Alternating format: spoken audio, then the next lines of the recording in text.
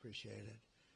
I'm pleased to say that the bust of one of the Prime Minister's greatest predecessors, Winston Churchill, is now back in the rightful place in the Oval Office, and we're very proud of it. Our meeting today and the various breakout sessions we had were tremendously productive. Most importantly, I provided the Prime Minister with an update on our efforts to end the bloody and horrible war in Ukraine with Russia, which would never have happened if I were president. That was not going to happen. I promise you that. After 3 years of hellacious conflict, approximately 1 million Ukrainians and Russians have been senselessly killed, but the number, I believe, is much higher than that. Countless schools, hospitals, towns, and beautiful ancient churches have been absolutely obliterated. To begin the process of ending this spiral of death, I had historic back-to-back calls with President Putin, very successful calls, I might add, and President Zelensky, and my team also spoke with the Secretary General of NATO on numerous occasions, and we're working very hard to get that war brought to an end. I think we've made a lot of progress, and I think it's moving along pretty rapidly. And I want to thank all of the people that are here that have been working on it. And we'll let you know what happens. It'll either be fairly soon or it won't be at all. In addition, this week I met with President Macron of France, as you know, and held talks with members of the G7.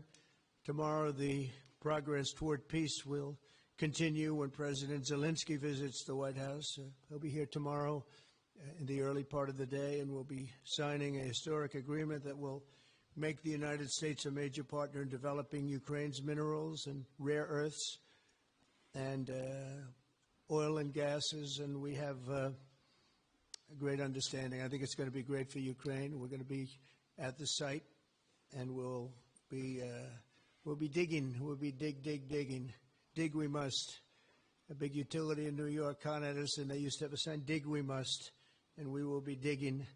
But much of the European aid to Ukraine has been sent in the form of loans for which they expect to be paid back, and we didn't have that honor under the Biden administration. He sent money, or just sent it, money after money after money, and never had any knowledge of ever seeing it back. Maybe $300 to $350 billion, but under the breakthrough agreement, very unusual, which everyone said was difficult to get, but it's really very good for Ukraine and very good for us. The American taxpayers will now effectively be reimbursed for the money and hundreds of billions of dollars poured into helping Ukraine defend itself, which by and of itself is a very worthy thing to do. We've paid far more than any other country, and with most of our support, it's been paid in military, the finest weapons anywhere in the world.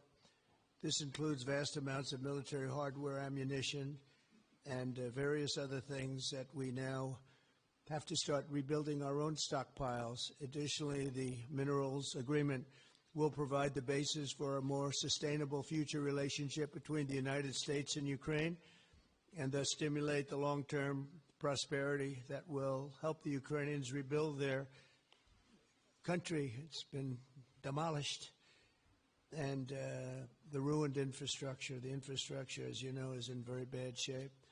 In just over 1 month, our administration has already achieved more progress toward peace than years in the other administration, where they did nothing toward peace. They didn't understand what was happening. Our approach is basically common sense. As I said, so many of the things that we do are based on common sense. If you want peace, you have to talk, both sides. As I discussed with Prime Minister Starmer, the next step we're making is toward a very achievable ceasefire. We hope that that can happen quickly, because thousands of young people, in this case, we're not talking about Americans, we're talking about Ukrainians and Russians are being killed every week, thousands. And it's a rough battlefield. It's a flat piece of land, and the bullet only stops when it hits somebody. And this week, I saw the reports, and it's I don't even want to say what what they are, but thousands of people, young, vibrant people died, and we want to stop that. Senseless. Should have never happened. This will lay the groundwork for a long-term peace agreement that will return stability to Eastern Europe and hopefully ensure that such a terrible war will never happen on European soil or, for that matter, anywhere again. It's a horrible thing that's going on. The disaster in Ukraine shows exactly why it's so important for the United Kingdom and other NATO partners to make large investments in their defense capabilities. In many cases, 4% or 5% of GDP would be appropriate.